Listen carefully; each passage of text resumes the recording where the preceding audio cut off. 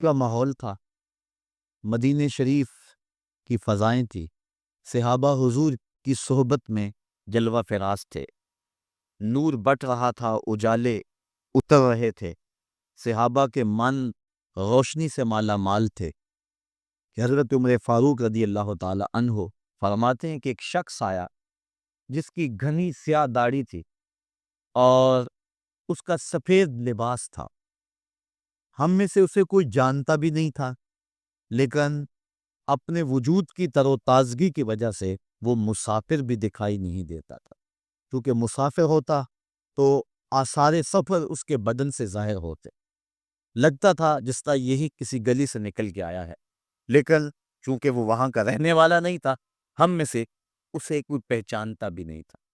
اب وہ حضور کی خدمت میں آیا، فَأَسْنَدَ رُكْبَتَيْهِ إِلَىٰ رُكْبَتَيْهِ، اور اپنے گھٹنوں کو جوڑ کر حضور کے گھٹنوں کے ساتھ ملا کر بیٹھ گیا، اور حضور علیہ السلام سے عرض کرتا ہے کہ حضور مجھے خبر دیجئے کہ ایمان کیا ہے۔ حضور نے ارشاد فرمایا ایمان یہ ہے کہ تو اللہ پر ایمان لائے، اس کے رسول پر ایمان لائے، پچھلی کتابوں پہ ایمان لائے، اچھی بری تقدیر پہ ایمان لائے، فرشتوں پہ ایمان لائے، بتایا حضور نے۔ تو اس نے کہا صدقتا، آپ نے سچ کہا۔ کہتے ہیں ہمیں بڑا تعجب ہوا کہ خود ہی سوال کرتا ہے اور خود ہی تائید کر دیتا ہے۔ پھر کہنے لگا اسلام کیا ہے؟ تو حضور علیہ السلام نے فرمایا اسلام یہ ہے کہ تو نماز پڑھے، روزہ رکھے، حج کرے، زکوٰۃ ادا کرے، اراکین اسلام اس کو بیان کیے۔ کہنے لگا آپ نے سچ کہا۔ کہتے ہیں ہمیں پھر تعجب ہوا کہ خود ہی ایک بات کہہ رہا ہے اور خود ہی پھر اس کی تصدیق کر رہا ہے۔ کہتے ہیں پھر وہ پوچھتے ہیں ہمیں مل احسان، حضور احسان کیا ہے؟ تو حضور علیہ السلام نے جواباً فرمایا ان تعبد ربک کأنک تراہ، احسان یہ ہے کہ تو اللہ کی عبادت اس طرح کرے کہ گویا تو اسے دیکھ رہا ہے، اور اگر یہ کیفیت تجھے نصیب نہیں ہوتی تو کم از کم یہ کیفیت نصیب ہو جائے کہ وہ تجھے دیکھ رہا۔ تو وہ کہنے لگا ہاں آپ نے سچ کہا۔ پھر اس کے بعد اس نے قیامت کی کچھ نشانیوں کے بارے میں سوال کیا، تو حضور علیہ السلام نے جواب مرحمت فرمائی۔ جب وہ شخص اٹھ کے چلا گیا تو حضور نے فرمایا عمر جانتے تھے یہ شخص کون ہے؟ کہا اللہ و رسولہ عالم، اللہ اس کا رسول خوب جانتا ہے۔ فرمایا ھذا جبریل، یہ جبریل امین تھا اور تمہیں تمہارا سکھانے کے لیے آیا تھا۔ جبریل نے جب امت کو دین سکھایا تو سب سے پہلے یہ بات سکھائی کہ حضور کی چوکھٹ میں بیٹھنے کا ادب کیا ہے۔ دونوں گھٹنے بچھا کر وہ اس طرح حضور کی چوکھٹ میں ادب کے ساتھ بیٹھا، اور اس کے بعد حضور سے اس نے سوالات کیے۔ تو فرمایا یہ جبریل امین تھے جو تمہیں تمہارا دین سکھانے کے لیے آئے تھے۔ تو جبریل امین نے جو دین سکھایا، جو چیزیں پوچھی وہ 3 چیزیں تھیں، ایمان کیا ہے، اسلام کیا ہے، اور احسان کیا ہے۔ تو حضور علیہ السلام نے جو طریقت بیان فرمائی وہ یہ تھی کہ اللہ کی عبادت تو اس طرح کرے کہ جس طرح تو اسے دیکھتا ہے۔ اگر یہ کیفیت مل جائے تو سبحان اللہ، لیکن اگر یہ کیفیت نہیں ملی تو کم از کم یہ کیفیت تو ملے کہ وہ مجھے دیکھ رہا ہے، اور اگر یہ کیفیت بھی مل جائے کہ وہ مجھے دیکھ رہا ہے تو بتائیے کہ پھر انسان کی زندگی میں کتنا سرور آ جائے گا کہ جب وہ نماز کے لیے کھڑا ہو تو اس تصور میں ڈوب جائے کہ میرا مالک تو مجھے دیکھ رہا، تو پھر نماز کا کتنا سرور آ جائے گا اس کو۔ اور جب وہ کوئی اور نیک عمل کر رہا ہو تو اس تصور میں ڈوب جائے کہ میرا مالک میرے اوپر نگاہ لطف فرما رہا ہے، تو پھر اس کی کیفیت کا عالم کیا ہوگا؟ تو پھر اس کے لیے گناہ کرنا مشکل ہی نہیں محال ہو جائے گا۔ اس احساس سے پانی نہیں پیتا کہ میرا اللہ مجھے دیکھ رہا ہے، تو کیا مجھے یہ بتاؤ کہ جب وہ دکان پہ بیٹھ کے ڈنڈی مارتا ہے کہ اللہ اس وقت نہیں دیکھتا؟ جب وہ کسی کی جیب کاٹتا ہے اللہ اس وقت نہیں دیکھتا؟ جب وہ رشوت لے رہا ہوتا ہے اللہ اس وقت نہیں دیکھتا؟ کہ اللہ تعالیٰ صرف رمضان میں دیکھتا ہے، غیر رمضان میں نہیں دیکھتا؟ تو یہ احساس کاش کہ اس کے ساتھ لگ جائے کہ میرا مالک مجھے دیکھ رہا ہے، تو پھر گناہ کرنا مشکل ہی نہیں ناممکن ہو جاتا ہے۔ 7ویں کوٹھڑی میں جب سارے دروازے بند کر کے بت کے اوپر موٹا کپڑا ڈال کے زلیخا بولی ہے تلک یوسف اب آ جاؤ نا، اب تو کوئی نہیں دیکھ رہا ہے، تو یہی احساس تھا جس نے روشنی بھی۔ قال معاذ اللہ، کہا اللہ کی پناہ تو اپنے معبود سے موٹی چادر ڈال کر چھپ گئی، لیکن میرا خدا تو ساتویں کوٹھڑی میں بھی دیکھ رہا ہے۔ پھر اتنی روشنی برسی، اتنے اجالے اترے کہ گناہ کیا، گناہ کا تصور بھی محال ہو گیا۔ تو یہ یقین، یہ اذعان کہ میرا مالک مجھ کو دیکھ رہا ہے، انسان کے لیے گناہ کو مشکل ہی نہیں ناممکن بنا۔ حضرت معاویہ رضی اللہ تعالی عنہ کی مرویات سے ہے کہ اللہ تعالیٰ جل شانہ جس کی بہتری کا ارادہ کرتا ہے اس کو دین میں سمجھ عطا کر دیتا ہے، اس کو دین میں فقاہت نصیب کر دیتا ہے۔ دولت کا کثرت سے مل جانا یا نہ ملنا یہ کوئی بات نہیں ہے۔ دولت اللہ انہیں بھی دیتا ہے جن پہ راضی ہوتا ہے، اور انہیں بھی دیتا ہے جن پہ ناراض ہوتا ہے۔ قارون کو دولت دی، فرعون کو دولت دی، بادشاہت بھی دی، حامان ہے، شداد ہے، شدید ہے، کتنے کتنے دولت مند اور تخت و تاج کے مالک گزرے، اللہ ان پہ راضی نہیں تھا، لیکن ان کو بھی دولت دی جن پہ راضی تھا۔ حضرت عثمان غنی کو دولت عطا کی، حضرت عبد الرحمن ابن عوف رضی اللہ تعالیٰ عنہ کو صحابہ میں سب سے زیادہ دولت مند حضرت عبد الرحمن ابن عوف تھے، ان کو بھی دولت عطا کی، اور بھی لوگوں کو، حضرت سلیمان کو پیغمبری بھی دی، دولت بھی دی، بادشاہت بھی دی۔ تو دولت وہ اسے بھی دیتا ہے جس پہ راضی ہوتا ہے، اور دولت اسے بھی دیتا ہے جس سے راضی نہیں بھی ہوتا، لیکن فقاہت فی الدین، دین کی سمجھ صرف اسے دیتا ہے جس پہ راضی ہوتا ہے۔ تو جس کو دین کا فہم دے دیا گیا، دین کی سمجھ دے دی گئی، اللہ تعالیٰ اس پہ راضی ہے۔ جس کی بھلائی چاہتا ہے، جس کی بہتری چاہتا ہے، اس کو اللہ تعالیٰ جل شانہ دولت دین دے دیتا ہے اور دین کی سمجھ عطا کر دیتا ہے۔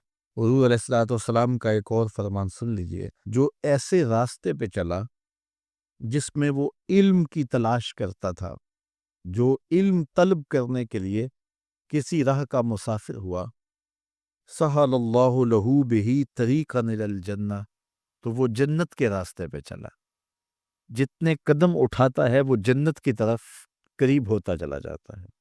تو راہ علم کے سفر میں اللہ نے اتنی برکتیں رکھی ہیں۔ حضرت سلیمان علیہ السلام کو اللہ نے اختیار دیا، یا دولت لے لو، یا بادشاہت لے لو، یا پھر علم لے لو، ان تین چیزوں میں اللہ نے ان کو ایک چیز اختیار کرنے کا اختیار دیا، یا دولت لے لو، یا بادشاہت لے لو، یا علم لے لو۔ انہوں نے کہا مالک مجھے علم دے دے۔ کہا اچھا تو نے علم کو اختیار کیا، دولت اور بادشاہت اس کے صدقے دے دی۔ ایک زمانے میں ایک ملک نے دوسرے ملک پر قبضہ کر لیا، تو جو بادشاہ وقت تھا اس کو گرفتار کر لیا۔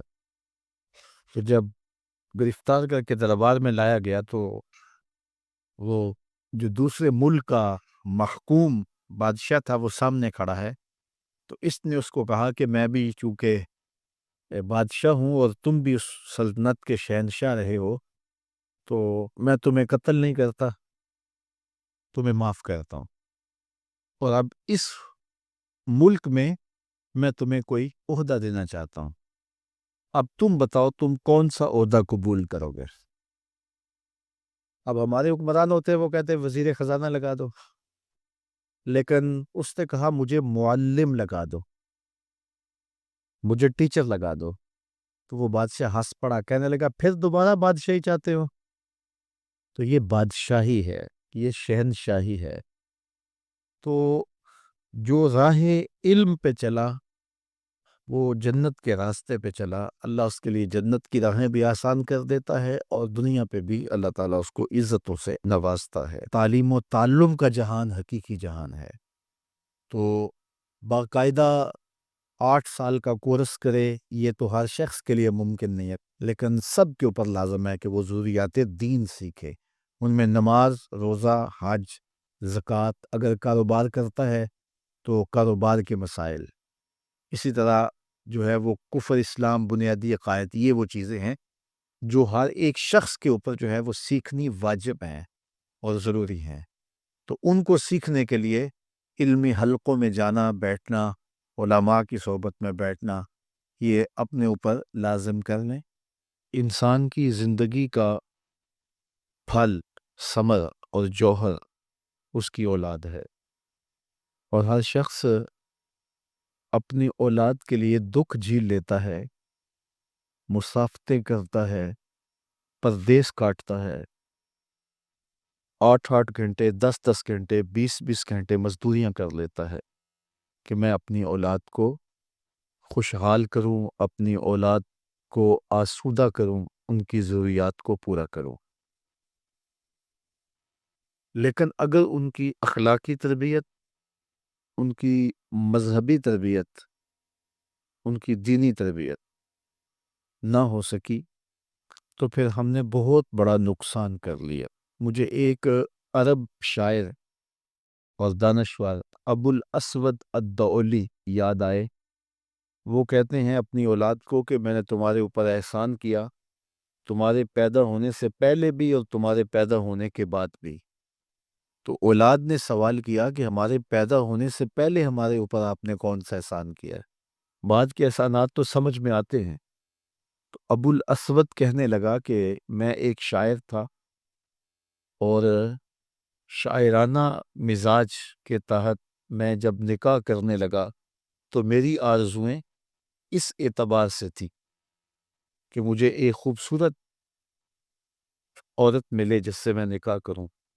لیکن میں نے جب نکاح کے لیے خاتون کو تلاش کیا تو میں نے اس نقطۂ نظر سے کہ کل مستقبل میں تمہاری اچھی ماں بنے، یہ وہ قربانی ہے جو اپنے جذبات کی دی ہے، تمہارے پیدا ہونے سے پہلے دی ہے، تو یہ احسان میں نے تمہارے اوپر تمہارے پیدا ہونے سے پہلے کیا ہے۔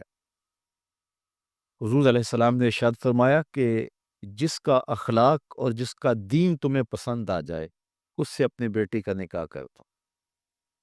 یعنی دیکھنے والی چیزیں کیا ہیں؟ دو حضور نے فرمائی، دین اور اخلاق۔ یہ اگر تمہیں اچھے لگیں کسی شخص میں تو اس سے اپنی بیٹی کا نکاح کر دو۔ تو لیکن ہمارے ہاں دولت دیکھی جاتی ہے، سٹیٹس دیکھا جاتا ہے، ہمارے ہاں اور بہت ساری چیزیں دیکھی جاتی۔ اسی طرح عورت میں فرمایا کہ عورت سے نکاح کیا جاتا ہے لمالہا، اس کے مال کی وجہ سے، لے حسنہا، اس کے حسن و جمال کی وجہ سے، لے حسبہا، اس کے حسب و نسب کی وجہ سے، لے دینہا، اس کے دین کی وجہ سے۔ 4 وجہ سے عورت سے نکاح کیا جاتا ہے کہ وہ خوبصورت بہت ہے، وہ اچھے خاندان کی چشم و چراغ ہے، وہ مالدار ہے، اور وہ دیندار ہے۔ تو فرمایا کہ کامیاب وہ ہوا جس نے دین کی وجہ سے نکاح کیا، چونکہ اگر تمہاری بیوی دیندار ہوگی تو تمہارے بچوں کی بہتر ماں ثابت ہوگی، چونکہ تربیت کا جوہر ماں باپ کے ہاتھ میں ہے۔ اگر یہ دونوں مل کر کے اولاد کی اچھی تربیت کریں تو ایک صالح معاشرہ تشکیل پاتا ہے۔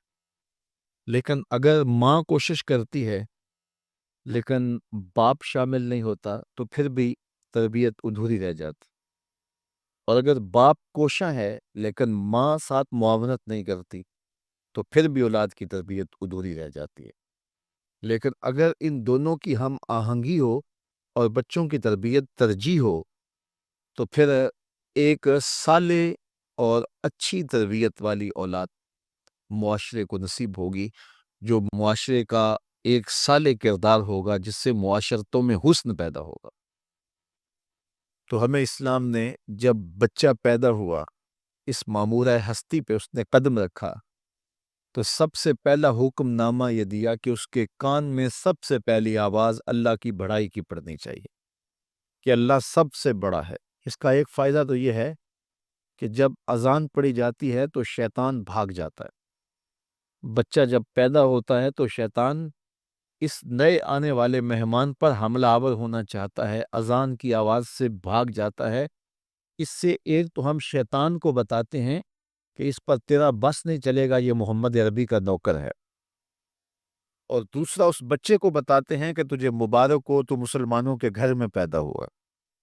اور جب بچہ بولنے لگے تو سب سے پہلے اس کی زبان پہ لفظ اللہ جاری کرو،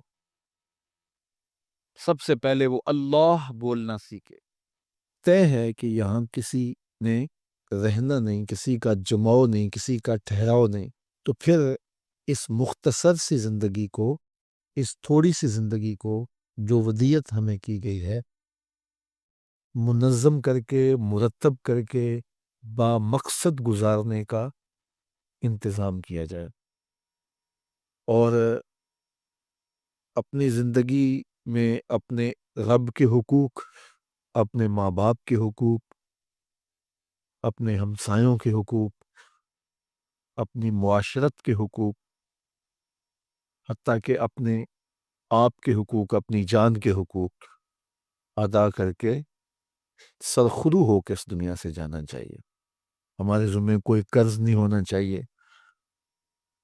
ہمیں کسی کا حق غصب کیا ہو تو بہت جلدی اس کو لٹا دینا چاہیے، کسی کا دل دکھایا ہے تو اس سے معذرت کر لینا چاہیے، کسی کو تکلیف پہنچائی ہے تو اس سے معافی مانگ لینی چاہیے، اور سب سے بڑھ کر ہم نے اگر اللہ جل شانہ کے احکام کو توڑا ہے، اس کے حکم نہیں مانے، گناہوں پہ گناہ کیے ہیں، تو وہ کریم ہے، اس نے توبہ کا دروازہ بند نہیں کیا۔ تو اگر بندہ اس کے حضور حاضر ہو جائے، اس نے کتنے ہی گناہ کیوں نہ کیے ہوں، سمندر کی جھاگ کے برابر بھی اس کے گناہ ہوں، تو جب بندہ توبہ کرتا ہے تو اللہ انہیں مٹا دیتا ہے۔ تو میاں ہم اللہ کے حضور عرض کریں، توبہ کے لفظ ہم نے بولنے ہیں، باطن کو ستھرا وہ کرنے والا ہے۔ ہم تو اپنے ظاہر کو سنوارنے کی کوشش کریں گے اور باطن اس کے سپرد ہے۔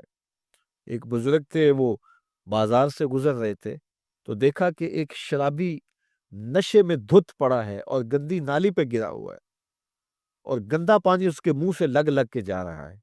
تو انہیں بڑا ترس آیا کہ انسان ہے اور شراب نے اس کا یہ حال کر دیا ہے۔ اس کو وہاں سے اٹھایا اور احترام انسانیت کی وجہ سے اس کا منہ دھویا اور اس کو گھر کا رستہ دکھایا۔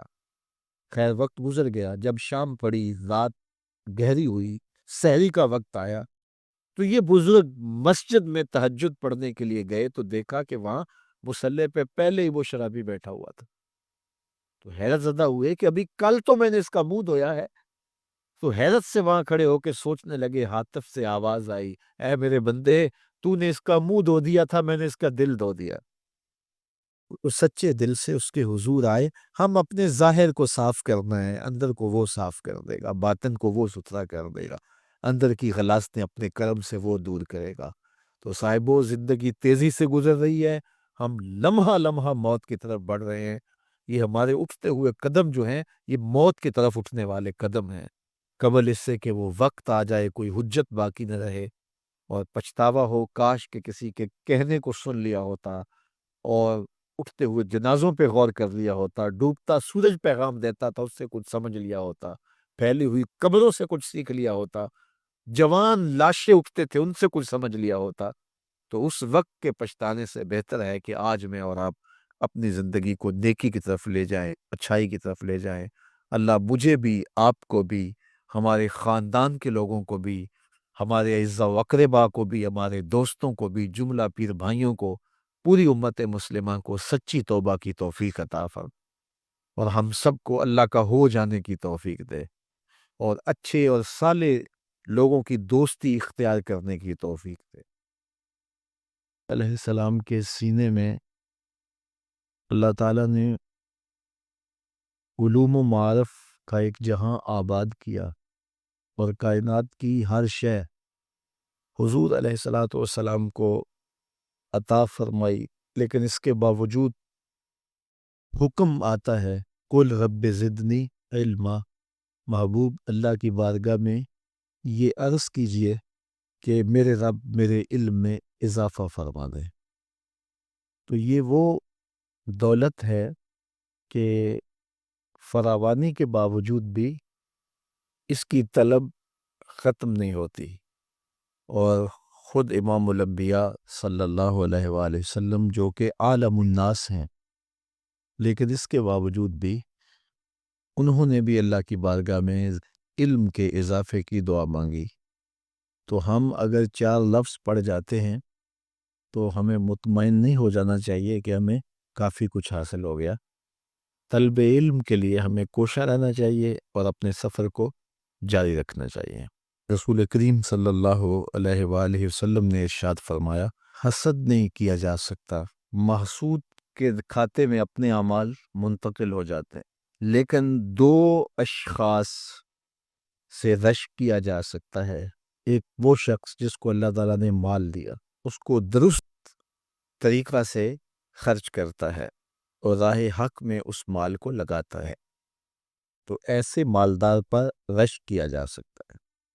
مالدار تو بہت ہے دنیا کے اوپر، لاکھوں کروڑوں لوگ مال و دولت کی فراوانی کے ساتھ بستے ہیں، لیکن یہ توفیق اللہ سب کو نہیں دیتا کہ وہ اپنے مال کو اللہ کی امانت سمجھے اور اس کی ضرورت سے جو زائد مال ہو اس میں سے جہاں ضرورت ہو وہاں خرچ کرے، کشادگی کے ساتھ، گھٹن کے ساتھ نہیں، اور پھر اس یقین کے ساتھ کہ جو میں خرچ کروں گا اللہ اس کے بدلے میں مجھے عطا کرے گا۔ تو یہ یقین جب وہ رکھتا ہے اور راہ خدا میں خرچ کرتا ہے، اور خرچ کرتے ہوئے اس کے چہرے پر آثار مسرت کے ہوتے ہیں اور وہ درست جگہ دیکھ کے وہاں خرچ کرتا ہے، تو ایسے مالدار کے اوپر رشک کرنا جائز ہے کہ مالک اگر تو مجھے مال عطا کرے تو میں بھی تیری راہ میں یوں خرچ کروں اور ضرورت مند کی ضرورت تک پہنچوں اور صاحب حق تک اس کا حق پہنچاؤں۔ تو ایک تو ایسے مالدار پر جو مال راہ خدا میں خرچ کرے اس پر رشک کرنا جائز ہے۔ وَرَجُلٌ آتَاهُ اللَّهُ الْحِكْمَةَ، اور وہ شخص جس کو اللہ تعالیٰ نے حکمت عطا کی، دانائی بخشی، اللہ نے اسے علم کی دولت سے مالا مال کیا، فَهُوَ يَقْضِي بِهَا وَيُعَلِّمُهَا، تو وہ اس علم سے فیصلے کرتا ہے اور اس علم کو آگے پہنچاتا ہے، اس کی تعلیم دیتا ہے۔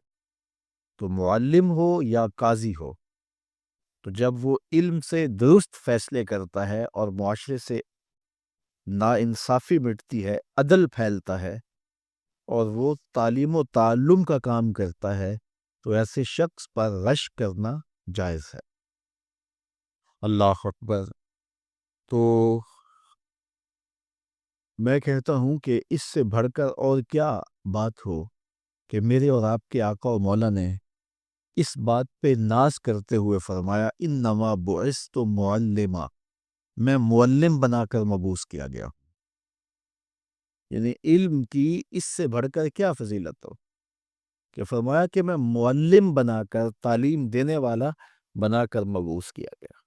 اور اللہ نے اپنے نبی علیہ السلام کی صفتیں بیان کرتے ہوئے کہا کہ یہ ذی شان رسول تشریف لائے، ان کا کام کیا ہے؟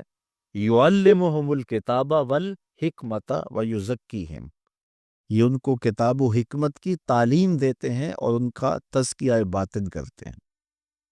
تو تعلیم کتاب یہ ایک بہت بڑی سعادت ہے۔ کتاب و حکمت سے لوگوں کی رہنمائی کرنے کا فریضہ اللہ ہم سب کو ادا کرنے کی توفیق دے، سیکھنے کی اور سکھانے کی توفیق۔ اللہ نے اتنی نعمتیں عطا کی ہیں کہ اگر وہ ان کا احساس کر لے تو کبھی بھی ناشکری اس کے انداز سے، رویے سے اور اس کی طرز زندگی سے ظاہر نہ ہو، بلکہ اس کا سانس سانس جو ہے وہ اللہ کا شکر کرے، اللہ کی تقدیس کے گیت گائے۔ لیکن یہ انسان ناشکرا ہے۔ وَإِنَّهُ عَلَى ذَلِكَ لَشَهِيدٌ، اس پر اسے کوئی خارج سے گواہی کی ضرورت نہیں ہے، وہ خود اس پہ گواہ ہے، اسے خود پتا ہے کہ میں کتنا ناشکر۔ ذرا اندر اتر کے دیکھے تو اس نے کیا اس کی نعمتوں کا شکر ادا کیا ہے، اس کی کتنی بڑی نعمتیں ہیں حضرت انسان کو۔ انسان غور کرے، تدبر کرے۔ میں کئی دفعہ یہ بات بتا چکا ہوں، میرا ایک ملنے والا ہے، پیر بھائی ہے، تو اس کو مسئلہ کیا ہے کہ یہ جو منہ میں لعاب آتا ہے اس کی مقدار کم ہے۔ تو بنیادی طور پہ وہ لیکچرار ہے، تو اس نے روز جو ہے وہ طلباء کو لیکچر دینا ہوتا ہے، تو 15 منٹ نہیں بول پاتا کہ منہ خشک ہو جاتا ہے۔ اب ہم نے کبھی اس کو نعمت سمجھا؟ یہ جو منہ میں لعاب آتا ہے، ہم کہتے ہیں کہ یہ ایک مصیبت ہے، تھوکتے رہتے ہیں، لیکن اگر اس کی مقدار کم ہو تو زندگی اوکھی ہو جائے. یہ نظام انہضام پہ بھی اثر انداز ہوتا ہے، اور پھر اس کی بینائی بھی کمزور ہو گئی. ایک آنکھ کی بینائی تو بالکل ختم ہو گئی. مرض کیا ہے، مسئلہ کیا ہے؟ کون سی نعمت کم مل رہی ہے؟ پانی نہیں مل رہا، مل رہا ہے. آکسیجن نہیں مل رہی ہے. گردش خون جاری ہے. کمی کیا ہوئی؟ کبھی سوچا بھی نہیں ہم نے. لعاب کی مقدار ضرورت سے کم ہے تو زندگی مشکل ہو گئی. انسان یہ لعاب جس کی اہمیت تیری نظر میں کوئی نہیں، یہ کم ہو تو پھر زندگی عذاب بن جائے. تو اللہ نے جو تجھے نعمتیں دی ہیں اگر وہ نہ ہوں تو پھر بتا زندگی کیسے گزرے. تو انسان کو اتنی نعمتیں دی ہیں اللہ نے، اتنا کچھ عطا کیا ہے. اوناسس نامی دنیا کا امیر ترین شخص تھا، اس کی آنکھوں کے پپوٹے کام کرنا چھوڑ گئے. یہ آٹومیٹک سسٹم رب نے لگایا ہوا ہے. ادھر سے تنکا اڑا، ادھر آنکھ بند ہو گئی. اب ڈاکٹر سلوشن ٹیپ لگا کے اس کی آنکھ کھولتا تھا اور جب سوتا تھا تو ٹیپ لگا کے بند کر دیتا تھا. کسی نے اس سے پوچھا کہ زندگی کی سب سے بڑی آرزو، کہا کاش اپنی آنکھیں اپنی مرضی سے کھول سکوں. کہا اس کے لیے کوئی قیمت پیسے دینے پڑے تو کتنے دے گا؟ کہا ساری دولت لگا دوں گا. کبھی ہمیں یہ احساس ہوا؟ بہت سارے لوگوں کو آج پتا چلا ہوگا یہ بھی ایک سسٹم ہے، ایسا ہے رب نے قدرتی لگایا ہوا ہے. اس پر کوئی بل نہیں کبھی آیا. آپ 3 مہینے بل نہ دے تو وابڈا والے میٹر کاٹ دیتے ہیں کہ نہیں؟ بجلی کاٹ دیتے ہیں. سوئی گیس والے کنیکشن کاٹ دیتے ہیں. لیکن ساری زندگی رب کو سجدہ نہ کرو. اس نے کبھی سورج کو نہیں کہا کہ اس نافرمان کے گھر تیری روشنی نہیں جانی چاہیے. اس نے کبھی چاند کو نہیں کہا کہ تیری چاندنی اس کے آنگن میں نہیں جانی چاہیے. جس طرح باجزید کے گھر میں سورج کی کرنیں جاتی ہیں، اس نافرمان کے گھر میں بھی ایسے ہی جاتی. تو انسان کو اللہ نے بڑا کچھ دیا، لیکن یہ اس کے باوجود ناسپاس ہے، ناشکر گزار ہے. تو کہا اس کے لیے کوئی اس کو خارج سے دلیل لینی چاہیے. انسان اگر اپنے پہ غور کرے تو انسان کے اندر ہی سب کچھ ہے. میں کہاں کھڑا ہوں مجھے پتا ہے، آپ کہاں کھڑے ہیں آپ کو پتا ہے. یا میں واز کر رہا ہوں، تلقین کر رہا ہوں، نصیحت کر رہا ہوں، آپ کی نظروں میں بہت اچھا ہوں گا. میں اچھا ہوں یا نہیں ہوں میں اچھی طرح جانتا ہوں. آپ میری نظروں میں بہت اچھے ہیں، آپ اچھے ہیں یا نہیں ہیں یہ آپ اپنے سے پوچھیں، آپ اچھی طرح جانتے. انسان اپنی حقیقت سے خود آگاہ ہے کہ وہ کس جگہ کھڑا ہے، وہ جانتا ہے. وَإِنَّهُ عَلَىٰ ذَٰلِكَ لَشَهِيدٌ. اسے خارج سے کوئی دلیل نہیں چاہیے. آج وقت ہے اپنا رب سے جوڑ لیں. اس کی رحمتوں کے دروازے کھلے ہوئے، اس کی کرم نوازیوں کا می برس رہا ہے. یہ موسم نور ہے نا. ایک نیکی کرو 70 نیکیوں کا ثواب ملتا ہے. کرم نوازیوں کی برکھا برستی ہے. وہ ایک فقیر تھا، وہ بازار میں کھڑا رو رہا تھا. کسی نے رک کے پوچھا، کہا بابا کیوں رو رہے ہو؟ کیا ہوا ہے تمہیں؟ کسی نے مارا ہے، تنگ کیا ہے، بھوک کی شدت ہے، کیا ماجرا ہے؟ کہا نہ بابا یہ میرے مسئلے نہیں ہیں. کہا پھر کیوں کھڑے ہو؟ وہ مجذوب تھا. کہنے لگا میرا پروگرام بنا کے بندوں کی اور رب کی صلح کروا دو. تو کہا پھر کیا ہوا؟ کہا وہ تو مانتے ہیں یہ نہیں مانتے. وہ تو کہتا ہے لے آئے نے میری دہلیز پہ، ایک آنسو سے سارے گناہ معاف کرتا ہوں. لیکن یہ میری سنتے ہی نہیں ہے. ایسا پیار ہو گیا دنیا سے، میری بات ہی نہیں سمجھتے. میں انہیں سمجھاتا ہوں، آگے سے مجھے پتھر مارتے ہیں. میں ان کی خیر کے لیے ان کو کہانی سنا رہا ہوں، میاں یہ دنیا عارضی ہے، لیکن یہ مجھے کھول کھول کے دیکھتے ہیں. مجھے ان کی عقل پہ رونا آ رہا ہے. وہ کہتا ہے لے آ میری چوکھٹ پہ، ابھی معاف کر دوں گا، ایک آنسو سے سارے گناہ دھو ڈالوں گا، سمندر کی جھاگ کے برابر بھی گناہ ہے تو مٹا ڈالوں گا. لیکن یہ سمجھتے نہیں ہیں. خیر وہ چلا گیا. اگلے دن گیا تو قبرستان کے قریب سے گزرا تو وہ فقیر وہاں کھڑا رو رہا تھا. تو وہ پھر رو گیا. کہا بابا عجیب کہانی ہے تیری، بازاروں میں بھی روتا ہے اور قبرستانوں میں بھی روتا ہے، آج کیا مسئلہ ہے؟ کہا آج بھی میرا کل والا ہی مسئلہ ہے. کہا آج کیا مسئلہ ہے؟ کہا آج میں ادھر آیا تھا کہ ان کی اور رب کی صلح کروا دوں. تو کہا آج پھر کیا بنا؟ کہا آج یہ مانتے ہیں وہ نہیں مانتا. تو قبل اس سے کہ وہ وقت آئے کہ پھر وہ نہ مانے، آج لے ان کی پناہ، آج مدد مانگ ان سے، کل قیامت کو نہ مانیں گے اگر مان گیا. تو یہ تھوڑا وقت ہے زندگی کا، اس زندگی کو غنیمت سمجھے. الدین خلجی حضرت نظام الدین اولیاء علیہ رحمہ کی بارگاہ میں حاضر ہونے کے لیے ترستا تھا کہ مجھے حضرت نظام الدین اولیاء کے حضور حاضر ہونا نصیب ہو. لیکن آپ اس کو کہتے تھے فقیر کی خانقاہ کے 2 دروازے